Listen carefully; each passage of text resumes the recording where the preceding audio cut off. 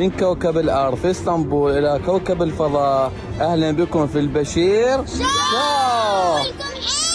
من كوكب الأرض من الشنقلبانة، أهلا بكم في سوق سوق ليلة الجمعة. كلية الرشيد، أهلا بكم في البشير شو. من كوكب الأرض من محافظة كركوك، أهلا بكم في البشير. أهلا بكم في البشير شو. من كوكب الأرض عرس مروان إلى الفضاء، أهلا بكم. من كوكب الأرض على جبل سنجار، أهلا بكم في البشير شو. جامعة النارين تقنيات الإحيائية، أهلا بكم. من جامعة تكريت حفل تخرج التربية الرياضية، أهلا بكم. من كوكب الأرض كردستان العراق، أهلا بكم بالبشير شو. العراق للكبادي من كوكب الأرض، أهلا بكم.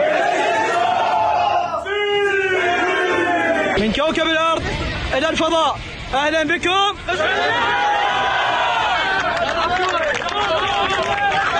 سوق سوق الليلة جمعة.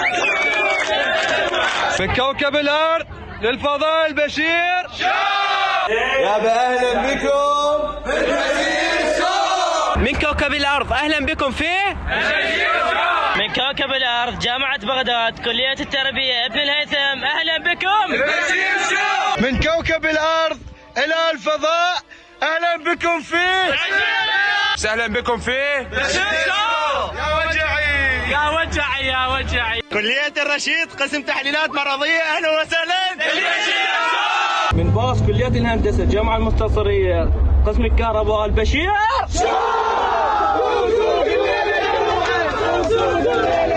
دفعة النخبة جامعة العين مرحلة الرابعة قسم التقدير، أهلا بكم في كوكب الأرض جزيرة السياحية، أهلا بكم.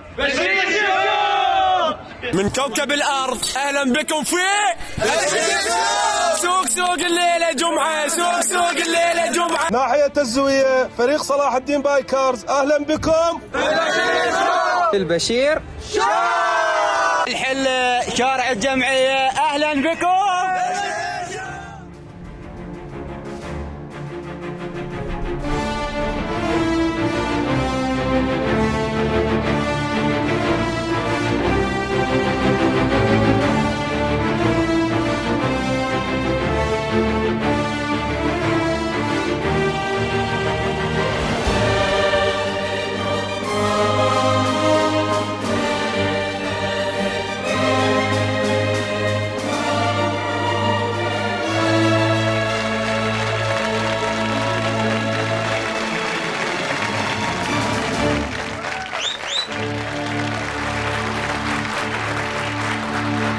مساء الخير يا كوكب الارض. تقدرون تتابعون بث السفينه مالتنا كل جمعه الساعه 9 على قناه DW عربيه، وتقدرون تواصلون ويانا على محطاتنا المتوفره في كل مكان، واللي طالع على موجود على كل مواقع التواصل الاجتماعي، واللي طالع هنا جوا.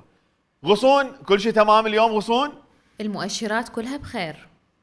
علي، حضرت البلاليط والشباب والكرك؟ منو؟ شنو هاي؟ بلاليط وشباب وكرك. شنو؟ مبدئيا كرك هو شاي وحليب بس شويه محروق، وشباب هو خبز وجبن وعليه دبس، وبلاليط هي شعيريه وياها شكر بس، لانه احتمال راح يوصل لنا للسفينه رائد الفضاء الاماراتي سلطان النيادي، فمن يمر الصاروخ اللي هم جايين بيه تشلب بيه، خليه يمر يتريق عندنا هنا عيب، ويروح يكمل طريق المحطه الدوليه مال الفضاء.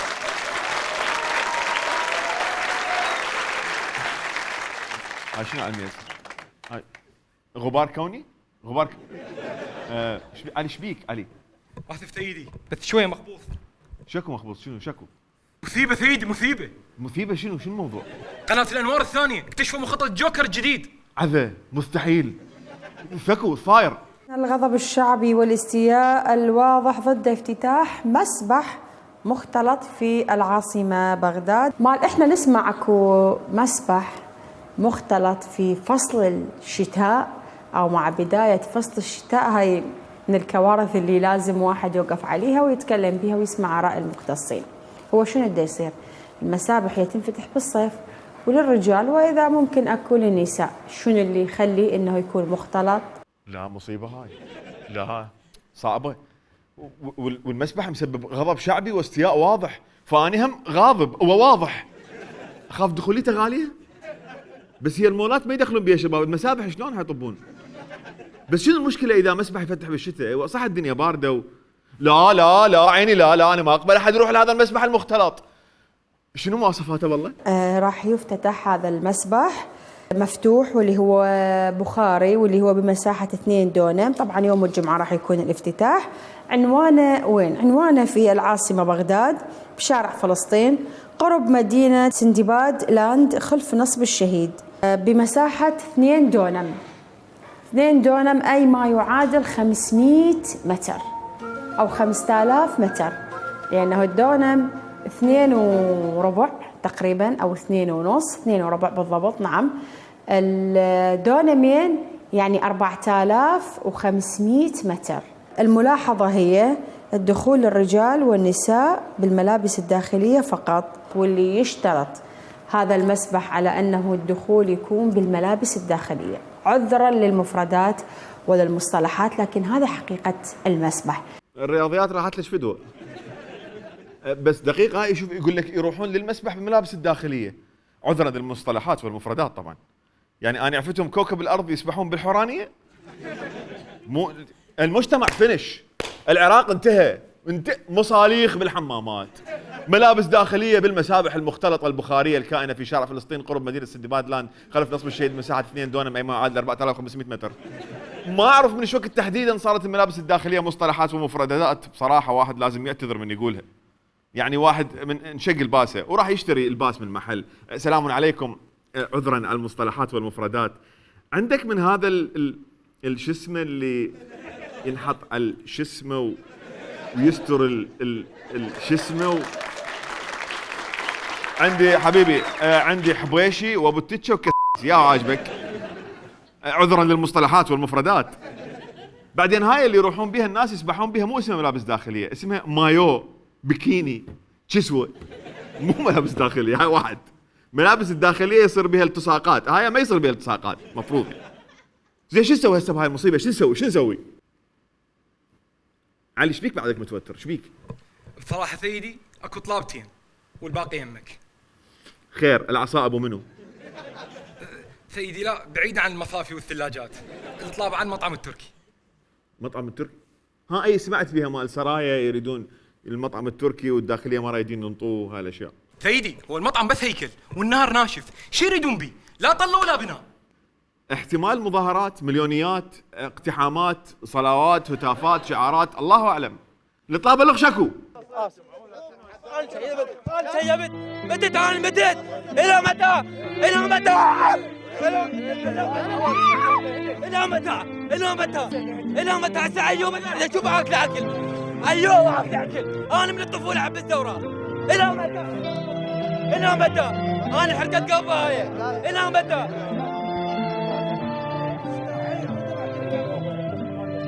انا صدرت تونس. الى متى؟ الى متى؟ 4 لعبات. ليش عزيزي المواطن ليش عصبي؟ وبالشتاء؟ بالصيف ايش راح تسوي حبيبي؟ بالصيف ايش راح تسوي يا حظي؟ الغاز الايراني بعد ممنوع نجيب منه وراح تنطفي الكهرباء اقل شيء 12 ساعه يا حظي. اهدأ واشكيلي، تعال بحضني، تعال ايش بيك حبيبي ايش بيك؟ غصونها منو اذي لهالدرجه؟ نادي الزوراء. نادي الزوراء؟ ايش بيه نادي الزوراء؟ ما فاز من لعب ويا الحدود؟ لا. زين ويا الكرخ؟ لا. ويا نفط الجنوب؟ هم لا. لا ويا دهوك؟ لا. خسرهم كلهن؟ لا تعادل. إيه الحمد لله ما يخالف، تعادل بيه مجال بعد احسن من الخساره. هو حتى هذا المشجع يدري بها مجال لذلك ما شق هدوم بس نزعها وقاعد بدرب. بس والله صعبه النوارس خامس على الدوري، والله زحمه يا اخي. النوارس شو نقول للتاريخ؟ شو نقول للرواد؟ شو نقول للمشجعين؟ علي تدري جمهور الزوراء راد يقيمون دعوه عن النادي بمركز الشرطه بس بطلوا؟ ليش بطلوا؟ خافوا اسر رستم يرقعهم بهاتريك. جول جول جول مبروك صفقه لاسر رستم. ترشيحه من قبل الاتحاد الاسيوي لجائزه افضل لاعب بغرب اسيا خلال شهر شباط، نتمنى له التوفيق. لا تعالوا منا صوتوا له على موقع الاتحاد الاسيوي شباب، صوتوا له. اي ابا علي تدري انا كنت زورائي؟ صدق سيدي؟ ما انا صدق سيدي؟ لا والله كذب. عموما نتمنى لجميع الفرق التوفيق وللدوري العراقي انه يصير افضل وافضل، وانا شخصيا راح ابدي اتابع الدوري العراقي لهذا الموسم، وان شاء الله هذا الموسم يكون الهداف مالته ليث حسين او عماد محمد او حسن الكعبي.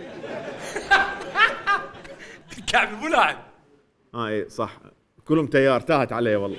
يلا المهم هاي طلابه سهله ان شاء الله وخلصانه ومقدور لها، ما لها داعي، قلقتوني على امور بسيطه. هسه علي من هاي الطلايب، هاي طويبات دفش شو خليه يولن. سيدي طلايب بالتداريج، ما ردنا نصدمك. يا ستار، يعني اكو طلابه الاخت كبيره شنو هي؟ أعلنت السلطات العراقية أعلنت الحكومة العراقية حظر استيراد وتصنيع وبيع المشروبات الكحولية داخل البلد. وفي غرفة إنعاش الوقائع العراقية أفاق قانون منع الكحول ليثير الجدل مجددا. فالتصويت على قانون يحمل فقرة تحظر المشروبات الكحولية بشكل نهائي.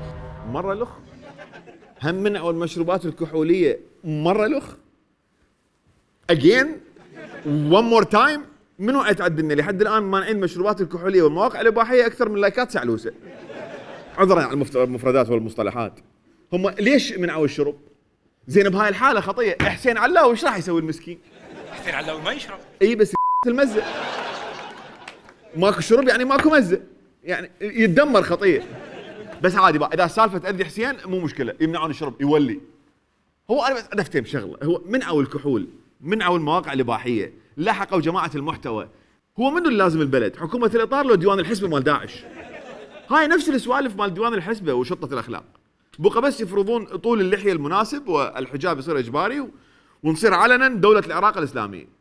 بس بها ريان الكلداني، ولو هو ريان ملتزم باللحية بصراحة. ومبروك حبيبي أبو الرير، قناتك الجديدة من وراء الجهاد ووزارة الهجرة كلش انفتحت بوجهك قبانو ما شاء الله. قنوات ومصفحات ومقرات بوسات من هنا إلى أرض لبنان العراق الحبيب. عمي عوفوا السكارة خطية، عوفوهم. شرب مهي اي يعني انت شنو؟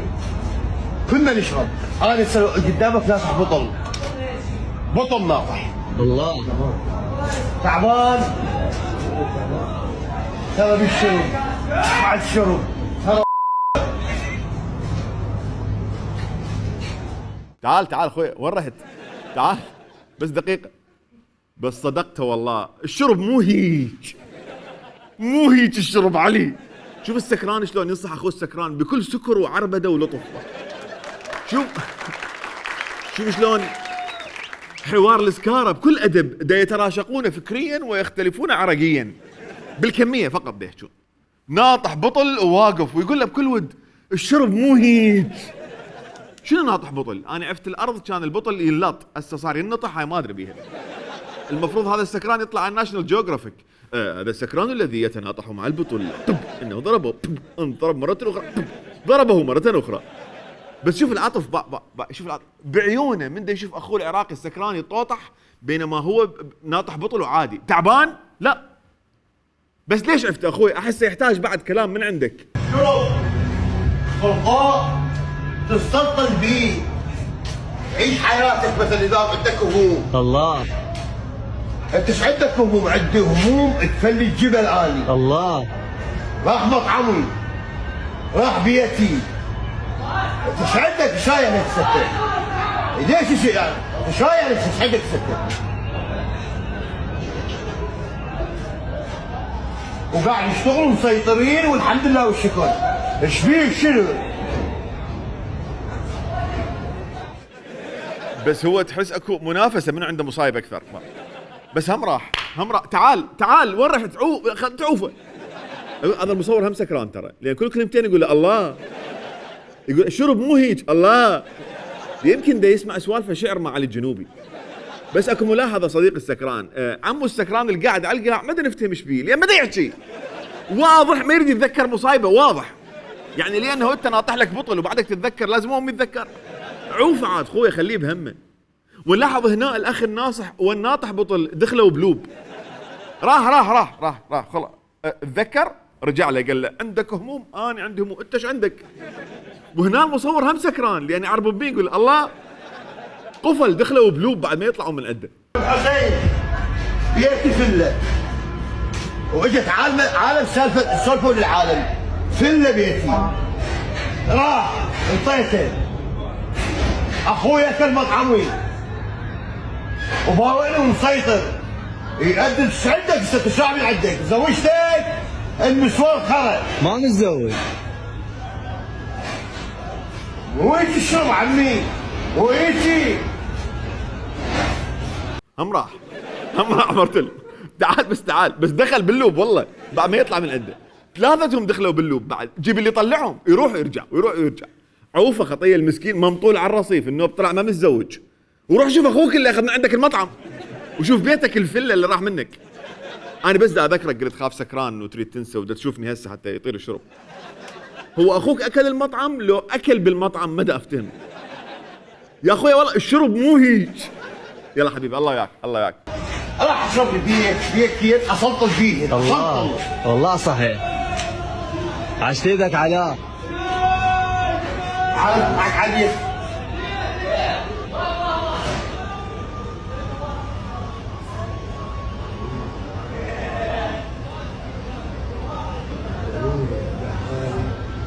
ايش فيك شنو؟ ايش عندك شاي هيك سكر؟ مع الشرب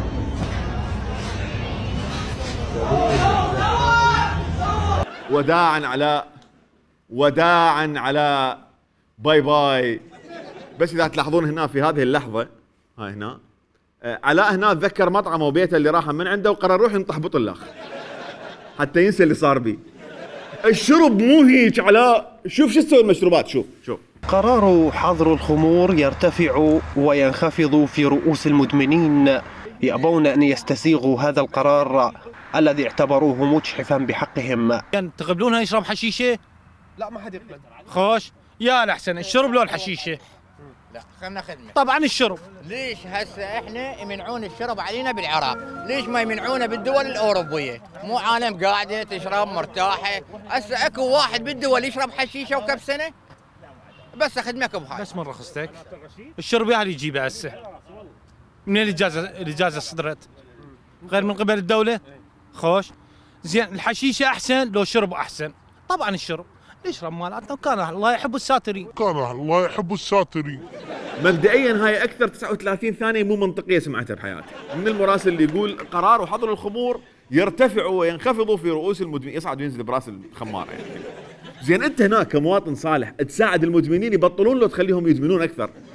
الى هذا الاخ المدمن اللي يقول ليش ما يمنعوه باوروبا ليش ما تدري. الى هذا بالتيشيرت الاسود اللي دا يبيك بيك جديد ودا يشرب بيك قديم ودا يضرب مزه في نفس الوقت.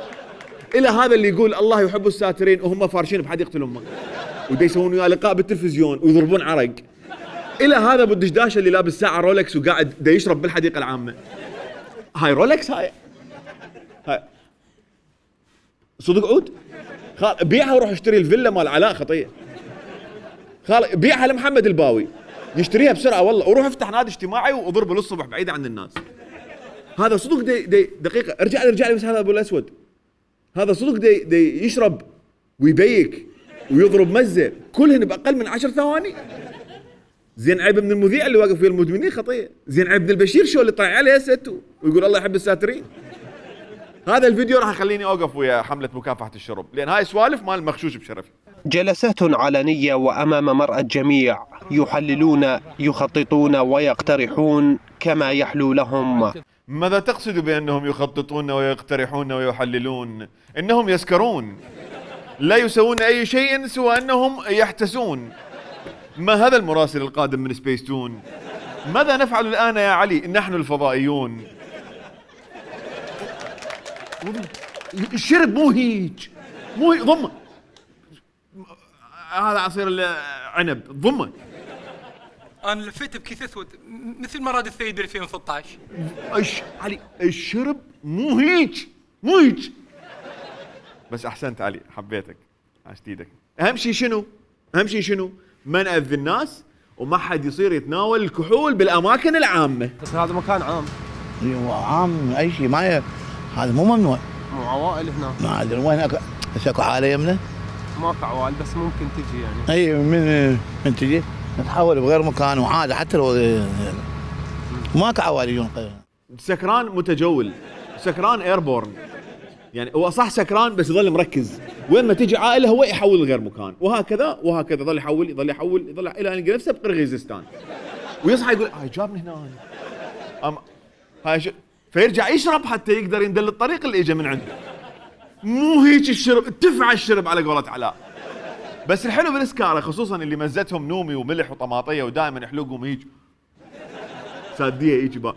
انت عبالك دا يبوسوك بس هم دا يمنطقون، لانه انه هم دائما مسالمين وفارغين. باع رسالة بالهاونات والله طبيكم للجوامع. والقرآن أصدقكم صلاة. الله يراويكم. كسر بجمع خليها بالحسبان. اتركون الشرب اترك المصلين. مصلين بعد ماكو. مصلين بعد ماكو. والله العظيم يا اخي والله لا تصدقوا سكران والله كذاب شو ما يسوي. والله بس حكي هو المزريب شافه هاون. اذا تشوفه ميكانو عباله ما زنجر والله. اهدأ حبيبي اهدأ اشكيلي انا اخوك، الجوامع ما لها علاقه، هاي بيوت الله ما ناقصين احنا معود. هدي نفسك علي، جيب له ثلج بلوري جلاس مي، جيب له جلاس مي خليه يهدي نفسه شويه. مو قلت لك الشرب مو هيك، تنفع الشرب. اخوان مو مال تكفير وحرب اهليه من ورا الشرب يا حبيبي. يلا اهدى حبيبي الامور تمام. الجماعه بعد ما يتجاوزون عليك منعوه شويه وانت اهم شويه منا انا، يعني لا حد تجيبه من جولي تمشي الامور. نشربوه ببيوتكم، لا يشربونه قدامنا، انتم تاذونا، هسه نخاف عليكم انتم لا تنقرضون بسبب الخمر المغشوش، والله تنقرضون يعني، انتم تاذونا بسبب الخمر المغشوش. على موتكم والله العظيم، هاي رساله حب الكم بس انتم فهمتوها غلط. مثل سوالف الامه العراقيه من تصلخ ابنها الضايع براشدي اول ما تلقاه.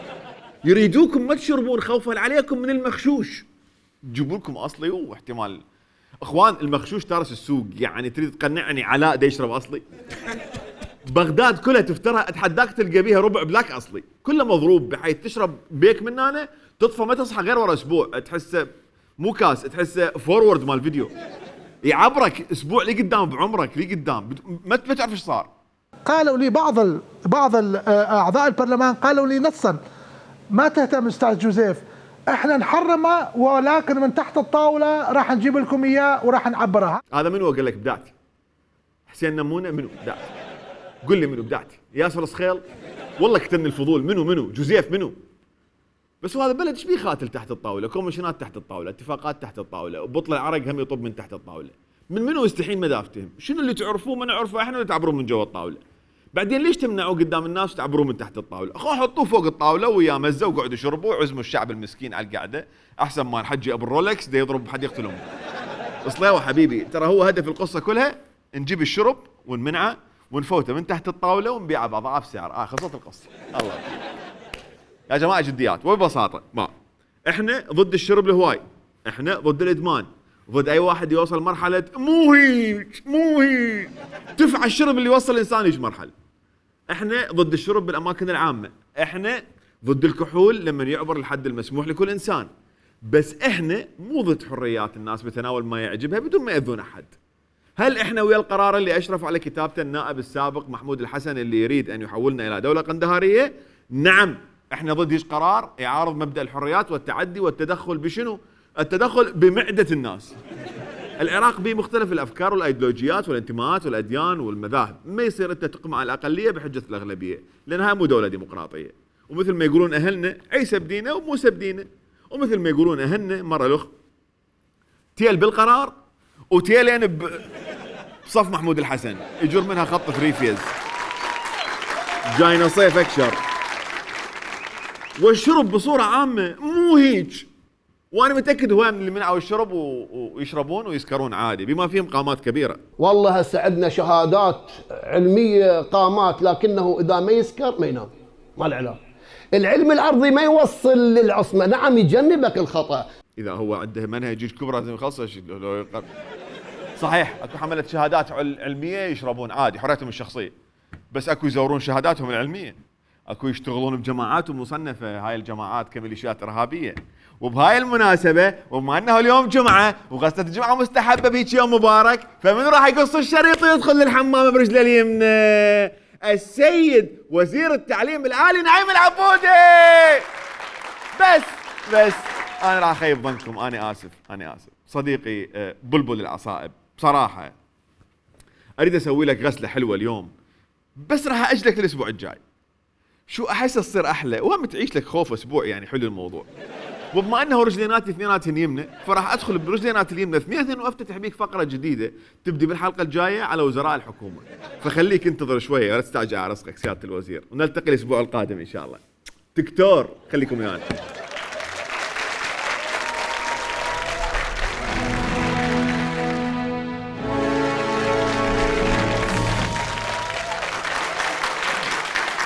اهلا بكم مرة اخرى. قبل اسبوع قعد مجلس الوزراء انتشوا على الكراسي، اكو وزير لقى الكرسي نازل صعده فسوى فقال له هذا الكرسي هذا انا ما ضبطت ترى. ورا شويه واحد هم سوى قال له هذا هالمره الكرسي لو قال لهم لا هذا نعيم البلبول صرح قال لن اسمح للعصائب ان تتدخل في وزاره التعليم العالي. اي نعيم حبيبي، فالاسبوع الجاي حمامك لا تستعجل على رزقك على كيفك شويه. المهم قعد مجلس الوزراء سوى تقييم لاداء عمل الوزارات وفق المنهاج الحكومي والسوداني، يريدون يشوفون شنو اللي تحقق وشنو اللي بعد قيد التحقيق واللي يتحقق يعني حاليا، وشنو اللي راح يتحقق من بلش الحكومه السودانيه لحد الان. فعاشت ايدكم على التقييم ومراقبه المنهاج، بس للامانه شفتكم مشربتين الموضوع شلون ما كان. انا بالنسبه لي اشوف هاي الجلسه تلزيق مو متابعه حقيقيه، لذلك انا راح اسوي للسوداني متابعه حقيقيه للمنهاج اللي طرحه من بلشت حكومته قبل 4 اشهر لحد الان، خاصه انه هاي حكومه اجت بمشاركه اقليه من الناس بالانتخابات. حتسالني على شنو اقليه؟ اقول لك احنا هنا هاي السفينه هذا البرنامج هذا البث الفضائي اللي تشوفوه، رحنا جمعنا اصوات النواب اللي موجودين حاليا بمجلس النواب، والاحصائيه اللي سويناها كشفت لنا انه مجموع عدد الاصوات اللي صعدت هذول النواب الموجودين بمجلس النواب اليوم هي 3,623,359 صوت فقط. وهذا الرقم بالنسبه لعدد المؤهلين بالمشاركه بالانتخابات عددهم تقريبا 25 مليون، معناها انه البرلمان والحكومه الحاليه يمثلون 15% فقط من اصل اللي يحق لهم التصويت اللي هم 25 مليون. اللي يمثلون هذول نفسهم يمثلون 8% من الشعب العراقي، باعتبار انه العراق سكانه 42 مليون. فهذا يعني انه البرلمان والحكومه بالحقيقه تمثل اقليه ومو اغلبيه بالنسبه للشعب العراقي، وهذا يعني دفع الشروب اللي خلاكم انه تدعون انتم بكل صلافه انه انتم تمثلون الاغلبيه وفقا لمبدا الديمقراطيه. والمشكله مو بس هاي، المشكله انه اغلب اللي شكلوا حكومه هسه هاي الحكومه هم كانوا مسوين اعتصامات وانقتل من عندهم ناس لانه كانوا يقولون الانتخابات مزوره، وشكلوا حكومه بانتخابات هم ادعوهم انها مزوره، يعني اقليه وانتخابات مزوره وحكومه منفوسه. فمثل ما هن يقولون قبل دفع الشرب. المالكي نفسه انا قلت البالكي والله لا صدق اوكي خلينا نعيد. لا شنو البالكي؟ المالكي نفسه هو اللي أكد أنه نسبة المشاركين بالانتخابات ايش قد؟ ربما كانت أقل من النسبة المعتمدة دوليا، وربما كانت أقل بقليل عن 20% المشاركة، وهذه كانت بصراحة نكبة، ولكن بعد يجب أن تمضي الانتخابات. ومن جانب آخر ثالث الذي دخلنا في مناقشات فيه مع المفوضية ومع الأمم المتحدة وفيما بيننا أنه تلاعب حصل في الانتخابات، تزوير واقل من النسبه المعتمده دوليا. بس خلاص احنا شكلنا حكومه والله هذا، وانا وزاره النفط مالتي وذاك مال كيف بعد خلص هذا نسبه مشاركه غير معتمده وتلاعب بالنتائج. يعني السوداني جاب 5300 صوت، وهي معلومه حقيقيه مناسبه. السوداني بالانتخابات الاخيره جاب 5300 صوت، وعنده نائبات اثنين وياه بتيار الفراتين، اثنيناتهن ما وصلن 3000 صوت اثنيناتهن، يعني كل واحد 1500 ب 1500 هي 1200 ب 1800 هيك شيء يعني. فذن النائبات الاثنين صعدن للبرلمان بالكوتا، هو صعد لرئاسه المجلس الوزراء بالقطره. فاقل شيء تسويه حتى تعوض وتكسر عين العالم هو انه تلتزم بالمنهاج الحكومي اللي خلت نفسها الحكومه، وهذا اللي راح نكتشفه اليوم. بس قبل ما ابلش بمنهاج الاستاذ رئيس مجلس الوزراء محمد الشياع، وللمصادفه محمد كان عضو لجنه متابعه الاداء الحكومي زمن الكاظمي، فاريد اعرف منه طريقه مراقبه ومتابعه اداء الحكومه حتى نطبقها عليه. هذه خطة الإسكان الوطنية التي أقرت في عام 2010. إيش قد نسبة التنفيذ من عندها؟ إيش قد نفذتوا؟ كان جواب وزير التخطيط النسبة لا تتجاوز 5%. لو كان هناك إدارة صحيحة ورقابة صحيحة كان سألنا المعني تعال ليش انت نفذت هذه الخطة؟ هذه فيها توقيتات وتتعلق بمشكلة يعاني منها المواطن. من قبلت المهمة، وهذه مهمة مو مهمتك الشخصية تتعلق بك أنت كشخص مصطفى الكاظمي. اليوم مصير العراق كله مرهون بإدارتك. إيه احنا بلد ما شاء الله بالخطط تمام، لكن بالتنفيذ مشكلتنا. حلو حلو. شوفوا شلون كان قاعد للكاظمي ركبة، مو ركبة ونص. خاف النص ينفهم مشروبات كحولية، طبعا عذرا للمصطلحات والألفاظ. المهم يدور قرارات شجاعة وقوية ويقول لك احنا بلد بالخطط تمام بس بالتنفيذ مشكلتنا. مو بس بالسياسة استاذ محمد، احنا بكل شيء اساتذة بالتخطيط. طب على اي حلاق هسه بالعراق قول له اريد احل مشكلة البطالة، تلقاه مسوي لك خطة كاملة. يابا شنو الحل؟ يقول لك سهل، اجيب مصانع من برا العراق وخلي الشباب يشتغلون. وبمناسبة الموازنة، محمد الشياع هالقد ما حريص على شغله بالموازنة صار لهم 4 أشهر يخططوا لها. والتنفيذ سهل ان شاء الله. جزء على السنة تجي. نستغل الوقت بين ما تجي السنة تجي ونراجع المنهاج الحكومي وش سوت الحكومة بهاي الفترة. غصون عندك المنهاج الحكومي؟ نعم يا أحمد، جاري تفعيل جهاز إذا ردت محمد الشياع دوم حاسبة كل يوم. تشرفنا اليوم باستلام كتاب تكليفنا بتشكيل الحكومة العراقية الجديدة. سنعمل بكل تفان وإخلاص كتخطيط ما شاء الله، كتنفيذ ان شاء الله. خلي نشوف. ابدي وياك بهاي النقاط اللي قلتها وحده وحده. اولا، لقد آن الأوان لاسترداد هيبة الدولة، فالدولة هي صاحبة الحق الشرعي في نشر الأمن وبسط القانون والذود عن السيادة الوطنية عبر مؤسساتها العسكرية والأمنية الرسمية. لوز. كتخطيط ما شاء الله. كتنفيذ عندك مجزرة صارت بديالة والمشكلة بعدها مستمرة صار لها 10 أيام، اكو اشتباكات مسلحة بالبصرة ذاك اليوم مستمرة إذا تحب تعرف، وأنت موجود تم اغتيال ستيفن ترول الأمريكي بالكرادة ولحد الآن ما حد يدري شكو منو وليش، ولجنة تحقيقية راحت وما يدري وين. وخلي ويانا بهالاسبوع العركة بين السرايا والقوات الأمنية على المطعم التركي، واضيف لكم القويات بزمن محمد الشياع صارت سابقة ما صار بتاريخ القوات الأمنية بالعراق، اللي هي وزارة الداخلية العراقية اعتذرت للعصائب، وهاي تحسب لهم بصراحة. الحقيقة عادة وزارة الداخلية لا تقدم اعتذار عن ممارسات فردية تحدث في بعض الأحيان، واللي هي تكون خارج نطاق أوامر وزارة الداخلية وقيادة وزارة الداخلية، لكن رغم هذا احنا الحقيقة نقدم الاعتذار من باب ان بعض القنوات الوطنية ومنها قناة العهد استرداد هيبة الدولة لطالما وقفت في خندق واحد مع القوات الأمنية وما زالت هي في المقدمة. قناة العهد مال قيس الغزالي مطلوب بتهم ارهاب. شوف، هي الاخلاق والاعتذارات مطلوبة بهذا الزمن، الانسان بيشتزم اخلاق تلزمه، بس يعني هم مبررة. اعذروهم، ترى وزارة الداخلية عايشين بالعراق وخطية والله، ما تدري العصائب يجوز يزعلون منهم. وين يروحون لجوء وزارة كاملة؟ وين تروح؟ نرجع لمنهاج محمد الشياع. الهيبة راحت لك فدوة، خلي راقب الوراها، جيب الوراها. رسالتنا إلى الدول الشقيقة والصديقة رسالة تعاون وتفاهم وتنسيق تنبثق من رؤية وطنية مستقلة قائمة على أساس المصالح المشتركة وعدم التدخل في الشؤون الداخلية، وأن يكون العراق نقطة التقاء بين أشقائه وأصدقائه، ولن نسمح باستخدام أراضيه ساحة للاعتداء على الآخرين. من ناحية عدم التدخل بالشؤون الداخلية عاشت إيدك وردة مال الله، بحيث السفيرة الأمريكية وصلت مرحلة قبل 5 أيام ناقشت ويا محسن المندلاوي أجندة الفصل التشريعي مال البرلمان. اما السالفه الثانيه بالمنهاج السوداني قال لك راح نمنع استخدام الاراضي العراقيه لقصف بلدان اخرى، وهذا الشيء تحقق فعلا، لانه البلدان الاخرى بدها تقصف اراضي العراق. واخر مره ايران قصفت العراق السوداني ما سكت، ركب طيارته وراح طب عليهم، ثمن جهودهم محاربه داعش واجى دفر الباب طب عليهم. يا ما تقصف العراق. انا اشكرك على محاربه داعش، في مال لا ممنون حبيبي. فهاي السالفه هم راحت لك فدوه، نراقب اللي وراها، جيب اللي وراها غصون. سأحرص على التعددية السياسية والإعلامية. انا اضحك عليها صراحه. هاي التعدديه الاعلاميه تحققت لدرجه انا هجيت للفضاء مو بس من خارج العراق.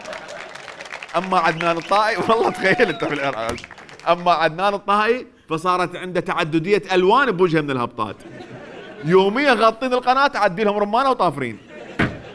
والتعدديه السياسيه بدت بالتصويت على حكومه محمد الشياع، حصروا على علاء الركابي، مو على علاء، حصروا علاء الركابي، خلوه يطلب لجوء بالمخزن وينزل مشاهد ونزل مناشدات. اسف.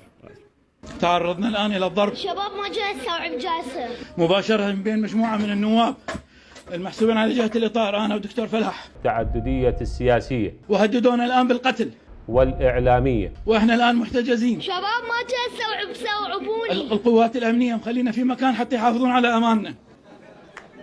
شوف هذا واحد من اغرب الفيديوهات راح تشوفها بحياتك. نائب بالبرلمان عنده حصانه ومنتخب من قبل الشعب، ضربوه حمايه نواب عندهم حصانه ومنتخبين من قبل الشعب، وهددوه بالقتل. وين خاتل؟ مجلس النواب اللي هو بيت الشعب، وطالع بفيديو ديناش الشعب، وهو الشعب ديناش البرلمان دي يشوف حل الشعب. وكل هذا سووه نواب الاطار اللي جابوا محمد الشياع السوداني حتى يوعدنا بالتعدديه السياسيه. لو هاكل اقوى. علاء الركابي ورا هاي الحادثه هو اللي تعاقب. الملخص من هاي السالفه انه احنا بلد بالخطط تمام، بس بالتنفيذ مشكلتنا، لان الظاهر خططوا يسوون شيء على الركابي بس ما نفذوا صح، ختل من عندهم طفر. اي محمد اللي وراها. تحسين الواقع الصحي والتربوي والتعليمي. بالله عيدي لي الفيديو غصون. تحسين الواقع الصحي والتربوي والتعليمي.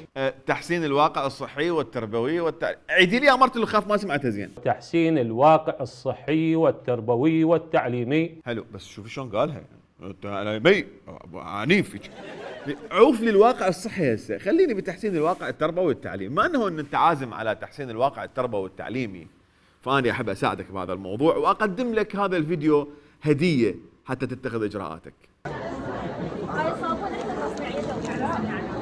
شو تسوي؟ صابونه شنو تسوي؟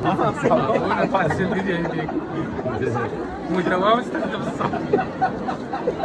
لا تخلينا نسولف. لك لا مو هيك، الصابون مو هيك. اقدم لكم مدير عام تربيه الكرخه الاولى عدنان صبر برع. عدنان ابو الوغف كيفك تسميه. بنيه هدت لهم صابون فقرروا يصيرون ظرفاء ويسوون محتوى هابط بطريقه حسن صشم على استعمال الصابون. انه بيضحك يقول له لا تخليني احكي غير حكي. لا احكي استاذ، هو انت حكيتها بعد ليش تضمها؟ ننتظر من السيد رئيس الوزراء محمد الشياع السوداني ان يتخذ الاجراءات المناسبه، واذا اضطر الامر يزحلق بصابونه لعدنان ابو الوغف باعتباره حريص على الواقع التربوي والتعليمي بكيفك بعد. انا ما قهرتني غير سالفه بهذا الفيديو، مدير عام وبالتربيه وبالكرخ وبعدك على الصابون. ما واصلك وبينك هات. فاطلع من زمن الحصار وعيش حياتك. من يظل يستعمل صابون بالوجه؟ العالم تطورت صارت كريمات. خو اذا السوداني اتخذ اجراء وانت تستوك طالع من الحصار حلكم راح يصير عندك وقت تقدر تعيش حياتك. شوفوا يا جماعه انصاف لو مو انصاف. الي والعلي يذبوا على علي. الوراء. سنعمل بكل تفان وإخلاص في التصدي للمشاكل والأزمات المتراكمة، وفي مقدمتها نقص الخدمات. بس عندنا هنا ملاحظة على الأداء الحكومي بصراحة. هنا أنا أعتقد محمد الشياع لا خطط ولا نفذ، لأن هناك واحد يخطط فيقرر ينطي الإصلاحات الخدمية لأبو علي الشنقة. النوب حتى الله ما وفقها، ايش قد مطرت بوقتها. يومية قامت تمطر. بحي بغداد ورا تصريحها يومية تغرق، هو ما يعرف شو يسوي خطية، يعني ربي الحمد لله والشكر، اللهم صيبا نافعا خلاص. في الذكرى المئوية لتأسيس أمانة بغداد أطلق رئيس الوزراء محمد الشياع السوداني 150 مشروعا خدميا وتطويريا في العاصمة بغداد. وذكر المكتب الإعلامي لرئيس الوزراء في بيان له أن المشاريع تتكون من 4 مراحل تتضمن الأولى 70 مشروعا للتطوير وإكساء الشوارع بمساحة تتجاوز 8 ملايين متر مربع، فيما تتضمن الثانية والثالثة مشاريع الجسور والأنفاق وقطاع الصرف الصحي. أما الأخيرة فتتضمن 9 مشاريع لزيادة المساحات الخضراء وتدوير النفايات. أنا أقول لو تنطي فلوس 150 مشروع لشركات متخصصة فعلا بالخدمات، مو أحسن ما تنطيها لشركة المهندس وهيئة الحشد وتخلي العالم تضحك على أبو علي الشنقة؟ إنه بقاعد يم حسن الخفاجي اللي حياته كلها مشي. هذا راح يبلط شوارع حتى حسن الخفاجي يطحر بيهن مشي. بعدين اكو شغله بيجي اخبار نريد تفاصيل، مو تطلع تقول لي 150 مشروع 70 منهن للاكساء، ايش راح تكسي؟ فهمني، لانه شارع العراق كله محتاجه كسي. وهذا مو تكس مني، لا هاي الحقيقه والله. لك بابا السيد نفسه تعب ومل بطريق الاصلاح هالقد ما بيه طسات وفرويله وطبق. ومن اللحظه اللي محمد الشياع وعد بها بالخدمات فبغداد دا تغرق، والناس خارج بغداد هم دا تشتكي. شكى أهالي منطقة الصبية في بغداد من نقص خدمات البنى التحتية في المنطقة. غياب الخدمات وتوفيرها بصورة جزئية يثير موجة من الغضب لدى سكنة الحي الجامعي هنا وسط مدينة العمارة. يشكو هذا الرجل الستيني همومه من نقص الخدمات في قضاء الحمزة الشرقي جنوبي الديوانية. احنا نطالب السيد رئيس الوزراء محمد الشياع السوداني بالنظر إلى منطقة الصابيات. طبعا المنطقة قاعد تعاني من سوء الخدمات، الشطرة خدمات صفر، لا ماء لا مجاري لا كهرباء بالكل. الوحل فرض طوقا على مداخل المنطقة ومخارجها وحتى على أعتاب بعض المنازل المشيدة هنا في هذا الحي. بس احنا عندنا امل يوم رايحين للدكتور في سبيل خابات تمطر وبعد ما نطلع 5 ايام. احنا نطالبه يريد يسوي لنا شارع بس للدخول والطلوع، بعد كم يوم امتحانات نصف السنه. زين هاي المعاناة شلون احنا بيها ما تعتبر ثاني اكبر قضاء في محافظة الديوانية يعاني من الاهمال الخدمي متردي واقع مأساوي. انتظروا الموازنة، انتظروا الامن الغذائي، انتظروا القرض الفرنسي، واسمك بالحصاد ومنجلك مكسور. مدينة كل شيء ما محصل لحد الان. للامانة ماكو واحد بالعالم دايسكي يقدر يحل هاي المشكلة ب4 اشهر او حتى 2 يمكن لما ترهم كلها تنحل يعني اقصد. بس احنا حقيقة نأمل انه محمد الشياع هالمرة انه يسوي شغله ويحل جزء من مشكله الخدمات حقيقه. يعني هاي الصدق، مو مثل الاشهر اللي فاتت ابو علي الشنقة يلزم الخدمات، يعني صعبه. الوراها إن عملنا سيبدأ من ساعات التكليف الأولى وفق برنامج حكومي واقعي يتبنى إصلاحات اقتصادية تستهدف تنشيط قطاعات الصناعة والزراعة ودعم القطاع الخاص وتنويع مصادر الدخل. هذا كلام ثقيل ثقيل ثقيل، صح 17 ثانية بس راح نوقف يمه شوية. هذا أنت قلت إصلاحات اقتصادية تستهدف تنشيط الزراعة والصناعة ودعم القطاع الخاص وتنويع الدخل. أنت من ناحية القطاع الخاص فأنت سويت العكس تماما، لأنه جبت مئات آلاف الناس شمرتهم وظائف حكومية، والقطاع الخاص ايش صار؟ فأنت خططت نفذت بس عكس الخطة. الصناعة والزراعة دخلنا الموقع الرسمي، نريد نعرف آخر التطورات والمشاريع. شلون نعرف؟ احنا بالفضاء يعني، والعالم كلها تعرف من المواقع الرسمية، فشلون نعرف؟ فدخلنا موقع وزارة الزراعة. أول شيء لقينا اللوجو مال الوزارة نخلة طالعة بالعراق. ثاني شيء قرينا خبر العراق يوقف استيراد الماعز الأوروبي. ثالث شيء وهذا الغريب بالموضوع، لقينا هذا الخبر برعاية السيد وزير الزراعة المهندس عباس جبر العياوي المحترم، يقيم قسم تمكين المرأة بالتعاون مع مؤسسة العراق الثقافة والتنمية دورة تدريبية في مجال إعداد القيادات النسوية. هاي وزارة الزراعة.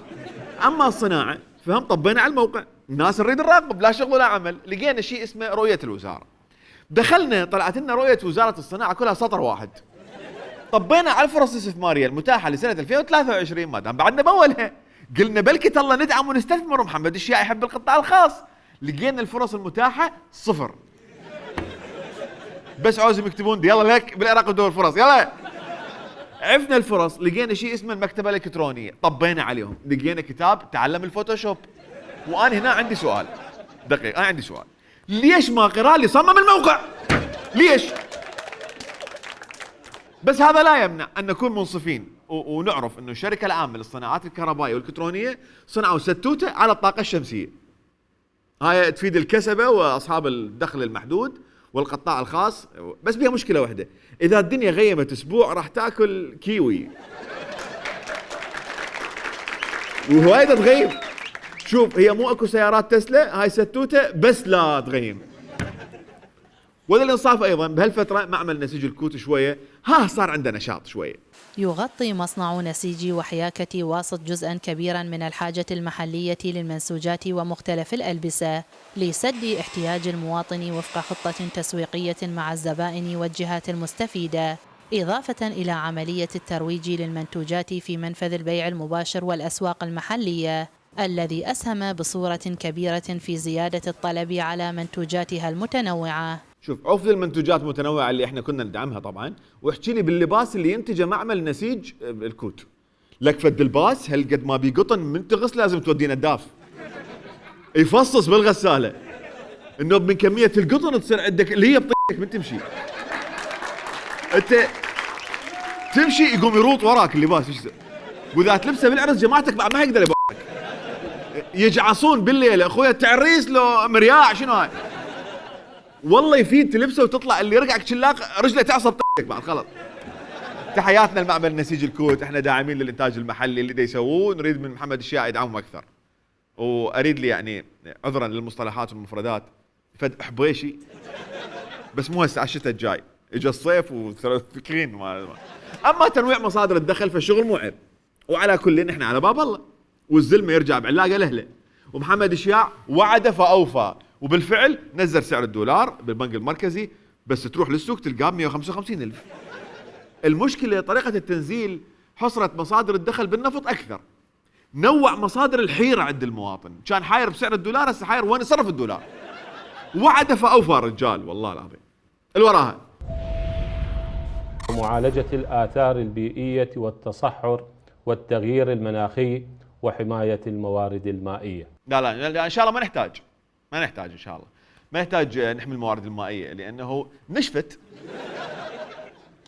انه عندنا جسر طابقين وجسور معلقه وجسر ايطالي البصره، من تسمع بهن تقول عايشين بالمحيط الاطلسي وشابعين امواج مد وجزر، بينما الحقيقه الانهار جزرت بس بدون مد.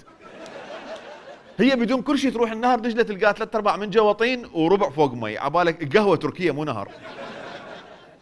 هسه ورا ما اكتشفنا من خلال هاي المراقبه انه المنهاج الحكومي بالتخطيط تمام بالتنفيذ مشكله، لازم نسال سؤال. اذا محمد الشياع خلال 4 اشهر اللي فاتت عايف المنهاج الحكومي مالته، ايش كان يسوي؟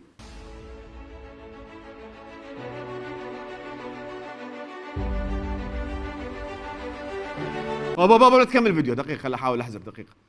الشركه العامه لتجاره المواد الغذائيه تنفيذا لتوجيهات السيد رئيس الوزراء محمد الشياع السوداني وباشراف السيد وزير التجاره الاستاذ أثير داود الغريري. سؤال، ليش كاتبين للوزير استاذ ومحمد الشياع كاتبين قبل؟ تواضع لو قله احترام؟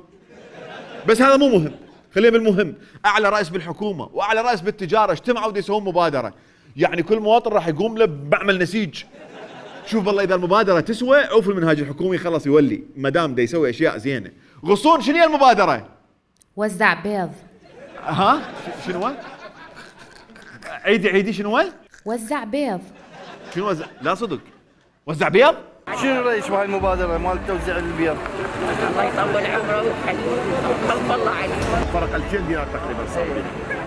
يعني هاي بالنسبه لكم انتم كمواطن فرق عندك هذا الموضوع، شو تتمنون بعد اكثر تستمر هاي المبادرات؟ مواطن اتيت اليوم لانجاز معامله عندي، وشفت هاي المبادره من دوله رئيس الوزراء على هذا البيض بالواقع باسعار رخيصه جدا طبعا، وبالاضافه الى السله الغذائيه اللي انطرحت حاليا، يعني سله غذائيه تكفي المواطن والحقيقه يزيد من عندها. والله هاي المبادره حلوه، حيل حلوه هاي المبادره. اولا هاي كسر الحصار، وثانيا طبقه البيض قبل بالمنطقه مالتنا بالغزاليه ب 8000 دينار، هنا ب5 الا ربع. ما وزع، دا يبيع. لحظه، لا وين التوزيع؟ لحظه، دا يبيع البيض، يعني عنده بيض راح يصير يعني ما ادري، بس الحج يقول له مبادره حلوه لكسر الحصار. حج يا حصار، بعد شوي راح يغنوا له الله يخلي الرئيس. ترى تستق بالتسعينات طلعنا احنا 2023، بس انت شوف من تطلع من الغزاليه تجي لهاي المنطقه تلقى الحصار مكسور بطبقه البيض، ترجع للغزاليه تعيش بحصار. شو الغزاليه عليها عقوبات دوليه. غصون العالم اكلت البيض واحده على الريوق، لو وزع لهم شيء وياه، قصدي باع لهم شيء وياه. وزع شاي. تم المباشرة اليوم باستلام مواد شبكة الرعاية الاجتماعية، حيث أن هناك 5 مواد إضافية إلى الحصة الأصلية لشبكة الرعاية الاجتماعية. خويا أنت رئيس وزراء لو رسول أبو الكاهي؟ بعدين انا عندي ملاحظات على شاي البلابل اللي جاي توزعه. اولا كاتبين بلابل وراسمين فناجز، ما ادري طيور حب هاي ما ادري شنو. ثانيا احنا ناس نقتنع ببلبلايه وحده، هذا حاطين له اثنين يمه شنو؟ انه بشوفه واقف ويا بلبلايه وفاتت بلبلايه لخ وعينه عليها. يعني بلبل خائن هذا. وبلبلايته دا تشوفه هو دا يباوع عليها بابا. عود هو لوتي حتى ما نلقفه، لا لقفناك. اعتراض الثالث وهذا الاهم، البلبل مكانه مو وزاره التجاره، وزاره التعليم العالي. لحظه، بيض وشاي يراد لها شويه صمون حار. وزع صمون. ما شاء الله. عنده فكره الرجل، والفكره يعني راح تدخل حيز التطبيق خلال يعني ايام معدوده. انه جنابك اني دكتور اسامه المشاهد الكريم ما يريد يستلم طحين. ايش قد عندك عائله افرض 5 نفرات، كل واحد 9 كيلوات، نقول 50 كيلو. 50 كيلو، 50 كيلو ايش قد يسوي صمون؟ كل كيلو ايش قد يسوي صمون؟ ولنفترض 8 في 5 مثلا، هي بال50 الحقيقه 400 لك هذا بالشهر 400 صمونه تستلم، وانت بمنطقتك من اي فرن راح تتعامل معاه وزاره التجاره. حلو. قصدك قصدك من الصمون من العراق، قصدك من النفط. هاي طلع الريوق 400 صمونه تجيك وانت قاعد بالبيت هيك. وهاي الخطه من خطه عادل مانع لتسمين المواطن العراقي، حتى بعد ما بيحيل الظاهر على طهر. واذا ما سمن على الريوق فيجوز يسمنوه بالغداء، صح لو مو صح غصون؟ وراح يوزع سمك ولحم. بويا. وعدكم ان شاء الله خلال اسابيع قليله ستدخل وزاره التجاره توفير مواد اخرى من لحوم ومواد اخرى واسماك ومواد اخرى باسعار مخفضه. قلنا ووعدناكم ان الحكومه ستدخل باجراءات قويه ومواد اخرى لها اساس اقتصادي من خلال التعاون مع القطاع الخاص وتعزيز ما تبقى من الاستيراد، كله بهدف ان لا يقع عبء زياده سعر الصرف على المواطن. ليش هو السمك صار بالدولار؟ انا ما ادري الشام العراقي. عاوزه بعد بس يوزع مخاديد ومنادر يفيدنك ورا الاكل. بيضاتك، صموناتك، سمكاتك، لحماتك، وكيس بالبيت. هاي مو حكومه خدميه، هاي حكومه ثربيه لغديه. بيوزعوا لك سمك ولحم ومنعوا العرق، لك هو السمك شي جرعه واحده. لحد الان التنفيذ والتخطيط ممتاز. غصون شو راح نحلي ورا الاكل هسه؟ نطلع ثورتك ثيدي. نطلع ثورتك ثيدي. يعني على اساس اني حلو فنحل. اوكي. ما دا احكي، دا احكي غصون. لوقي غصون شلون نحلي؟ تقدر تحلي بعد الاكل بكيكه تسويها من مواد العصرونيه اللي راح يوزعها رئيس الوزراء. وجه دولة السيد رئيس وزراء بكيلو سكر ولتر زيت إضافة إلى الحصة الأصلية، كيلو سكر ولتر زيت و250 غرام حليب و200 غرام شاي وكيلو طحين صفر. كيلو شكر وبطل زيت و250 غرام حليب وكيلو طحين صفر. وهاي الخمرة عليه بقى بس البيكنج باودر عليك المواطن. احنا تريقنا هسه، تغدينا حلينا، بس نريد نطلع نسير، نريد لنا شارع نمشي عليه. وزع شارع. شنو شو وقت شنو وزع شارع؟ اليوم وعلى بركة الله تم افتتاح طريق السريع دورة اليوسفية، وهو أحد الطرق المحورية والمهمة في بغداد، وكان من المشاريع المتلكية، لكن بجهود الوزارة والجهات الساندة لله الحمد تمكنت الفرق الفنية والشركة المنفذة من إنجاز هذا العمل بالمواصفة المطلوبة. لا هنا للأمانة وللإنصاف أنت ما لك علاقة بهذا الإنجاز. مشروع طريق دورة يوسفية صار له 9 سنين، مو تجي تفتتحها وتقول لي إنجاز. أنت ايش راح تحبطني؟ ما راح تنحبط، لأن محمد الشياع وزع أمل. اللي حقق محمد الشياع السوداني خلال هاي الفترة أكثر من 100 يوم أنه أعطى فسحة من الأمل، هنالك منطلقات نحو الصواب. جيد؟ ما شاء الله ما شاء الله عليك. ومن ناحية التخطيط للأمل تمام، بس بالتنفيذ هاشم الكندري يعطينا أمل، وهاي مشكلتنا. وهسه خلينا نسوي مراجعة للمراجعة. اللي شفناه أن الحكومة ما ماشية بطريق المنهاج اللي خلتها نفسها، ومحمد الشياع سوى إنجازات بعيدة عن المنهاج اللي هي وزع بيض، وزع شاي، ناوي على الصمون والسمك، ويريد يعطينا مواد مال كيكة. اضيف لهن سوى شراكه ويا فرنسا اللي هي شراكه موجوده اصلا، وقع ويا جنرال الكتريك للعراق، يوقع وياهم عقود من الخمسينات بالقرن الماضي. طلع لقاء على DW، هذا انجاز حقيقي، عاشت ايدك. انا هم مثلك من طلعت على DW صرت رئيس، صفقه زينه. بعد من انجازاتك تقعد الصبح وتداوم الجمعه، وهاي ما حد مسويها قبلك. كأس الخليج انتم ما لكم علاقه به، كنا نعرف. نزلتوا سعر الرصيد وصعد سعر المكالمه، نزلتوا سعر الاشتراك بالنت وقللتوا الباقه، منعتوا منعتوا العرق. وهاي الانجازات اذا المهن فهاي تليق بمدير عام مثل ما قال قيس، مو رئيس وزراء. انت رجال مدير عام خويا، سمكات بيضات، تقعد الصبح تداوم الجمعه. اما القضايا الكبرى مثلا سعر الدولار، الاقتصاد، السياسه الخارجيه، هاي مو يمك. والدليل هذا منهاجك الحكومي بنقاط راح نعطيك عليهن فترات زمنيه ونتراهن تسويهن لو لا. عندك هنا مثلا ملف النازحين واعمار المناطق المحرره والاقليات، هاي انطيك عليها سنه ونص، سنتين، يلا روح. عندك ملف معالجه ازمه الكهرباء، اريد انطيك عليها 5 سنين، بس العراقيين للاسف ما راح ينطوك عليها مهله الصيف الجاي. عندك تشجيع التصدير للسلع والمنتجات، هاي انطيك عليها 2 سنين، بس مو للتصدير، لا 2 سنين حتى تصنع اشياء تقدر تصدرها. عندك من ضمن النقطه الرابعه بالمحور التنفيذي هو غلق جميع المنافذ غير الرسميه، هاي انطيك عليها كيس حب ونقعد انا وياك نكرز والله كريم. عندك نقطه 19 بالمحور التنفيذي تقول اعاده انتشار القوات العسكريه والامنيه، الجيش والشرطه الاتحاديه والحشد الشعبي خارج المدن، هاي انطيك عليها 84 سنه. هي مال اخراج الحشد يا اخويا. بيضاتك، صموناتك، اضرب استكان شاي، سلطن بيه تالي الليل. وللامانه انت صار لك 4 اشهر، يعني بعدك باولها. من تسوي شيء حقيقي احنا وياك. من تسوي اشياء من رئيس وزراء احنا وياك. واذا بقيت تسوي سوالف مال المدير العام هم احنا وياك، ودز لنا فد لحمه وسمكه وكيكه ونحتفل سويا. خليكم ويانا.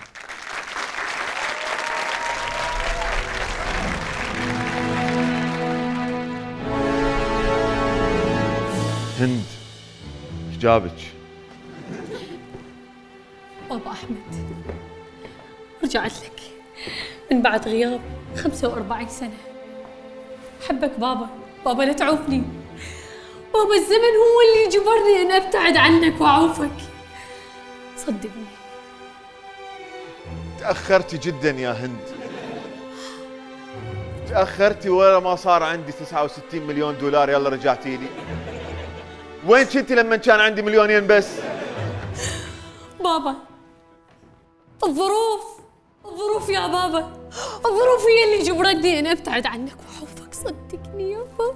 شنو الظروف اللي خلتك؟ ما شاء الله مسوي عملية الخشمج. اي بابا كم عملية سويت. وانا عبالي بعدك تشبهين امك، طلعتي تغيرتي تماما. اشبهك بابا؟ حياتي ما كنت اشبه امي. لا تصيرين لوقية ارجوك. انت كل هذا على مود الفلوس والنقود والاموال، مو على مودي ولا على مود حبي. ابدا مو على مود النقود، انا احب النقود بابا. انا فلست. اريد اسوي عملية تجميل جديدة. استريحي. اهلا وسهلا. الله يسلمك. الحمد لله تمام. شلون الرحلة للفضاء؟ والله حلوة، ويعني هيك فشي جديد على الاقل، انه تغيير. الانسبريشن مال هاي انه نصعد الفضاء من وين رحمه؟ قالت نعوف الكوكب وضيم. فخلينا نصعد نشوف ايش راح يصير اليوم. عرفت الكوكب وضيم، مو قاعدين هنا أنا برا. مرتاحة هنا اكثر؟ بس بصراحة راحة بال، لا صوت هورنات، لا مي ارو لا ابو غاز. ذكرتني بمي ارو، كان عندي اعلان وانا ببيت اهلي، اوكي؟ فاريد اصور الاعلان مي ارو يا بنات هذا يجنن للبشره. مي ارو المي ارو صح. مي ارو عاد انا ايش قلت لهم مي ارو عادي. ايش قديش برمبان؟ لحظه خليني ادخل بكاركتر. راح تدخل بالكاركتر؟ ايش عندك برمبان؟ تريد تمثل؟ تحب تمثل؟ لا بس قديم. لا والله ما احب تمثل بس قديم. والله عندي عمل ان شاء الله على MBC عراق. اوكي. ويا من؟ علي ليو. اوكي. علي راح يمثل هاي السنه ان شاء الله. اي شنو هو؟ اعطينا الحلقه الاخيره، قول لنا اياها. الحلقه الاخيره هاي صديقاتي. شنو الحلقه الاخيره؟ من الاخير يعني هي امي خطيه تسالني ما جاوبها شنو الحلقه الاخيره. فان شاء الله راح يكون يعني فد مفاجاه حلوه يعني بالنسبه علي لانه اول مره يمثل، والشخصيه مالتي هم قالوا العالم كافي هند بكي ولطم وقهر وحزن، ادري بك رحت الشيء وانا اقولها عن نفسي قبل ما انت تقولها، بكي ودق ولطم وحزن وفقر، يلا قلنا نغير شويه والله. ها ماكو بكي هالمره؟ والله انا هم عجبني شويه غير يعني ماكو بكي. ايش قد كم حلقه من اصل 30 الله عليك؟ 21 ايش قد؟ 21 ساعه من اصل 30 بواكي بس بكي؟ لا هالمره غير ان شاء الله. باعتبارك انت خلال فتره قياسيه قدرتي انه توصلين الى عالم النجوميه وان شاء الله اكثر واكثر بعد في بدايه الطريق. شنو هي النصيحه اللي توجهيها للبنات اللي يحسون انه الطريق قدامهم مسدود ومستحيل يوصلون وعندهم موهبه؟ هي انه لازم نحاول، يعني ما نقيس بسرعه وما نقطع الامل راسا ونقول انه هي نصدق انه هي اكو واسطه بالموضوع، او نصدق انه هو الموضوع يراد لاحد عرف يلا يساعدني به. اكو اجتهاد، اكو موهبه لازم هي تكون، لانه شوف المهنه هذه مالتنا مهنه التمثيل، اذا ما تكون اكو موهبه حقيقيه تنفضح، يعني تفضح ايش قد ما تسقل روحك اذا دراسه او مشاهده او تجربه، فانت راح تنفضح لانه انت والكاميرا راح تبقى بالنهايه. هسه اكو ناس تدخل لها هيك، يعني انا اريد اشتهر واني اريد تصير عندي اعلانات واني اريد اركب سياره وما اعرف شنو، بس الموضوع مو هيك، موضوع مرعب موضوع التمثيل. يعني اني قبل كل مشهد اني قلبي يدق، الرجفه موجوده هي نفس ما هي، القلق، الحرص، الخوف، مرعب التمثيل ومتعب بشكل ما حد يتخيله وما حد يصدقه. كان لقاء سيء جدا بصراحه لانه ما مثلت زين. اقيمك بالتمثيل بس انا مسوي لقاءات هوايه احسن من هذا اللقاء. تريد تضوجني حتى انسى. شرفتينا هند. الله يسلمك. الفنانه هند نزار كانت ضيفه سفينه ستار اكس اليوم. تحيه لهند. شكرا جزيلا هند. شكرا جزيلا. شكرا جزيلا. تصبحوا على خير.